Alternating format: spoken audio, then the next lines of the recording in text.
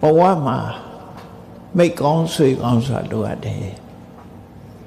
မိတ်ကောင်းဆွေကောင်းမရှိရင်အရာရာမှာဂုဏ်သိက္ခာမရှိဘူးငွေဘလောက်ရှိရှိမိတ်ကောင်းဆွေကောင်းမရှိဘူးဆိုရင်လူဘဝမှာငုံတိတိဖြစ်တယ်ပေါ့နော်လုံးတိဖြစ်လာတယ်ကိုယ်မှမိတ်ကောင်းဆွေကောင်းမရှိဘူးဆိုအဲ့လိုဖြစ်တာမဟုတ်လောကမှာအေတုပူအမြတ်သွားပဲလာပဲမိတ်ကောင်းဆွေကောင်းဆိုတာဟာနံပါတ်6အနေနဲ့လိုအပ်ချက်တစ်ခုဖြစ်တယ်လိုချင်စရာကောင်းတဲ့အရာတစ်ခုဖြစ်တယ်ဟုတ်ပြီမိတ်ကောင်းဆွေကောင်းရှိပြီးတဲ့အခါမှာလူဖြစ်လာပြီဆိုလို့ရှိရင်ခေါ်အားမေးလိုက်လည်းမသိဘူးဒါမေးလိုက်လည်းမသိဘူး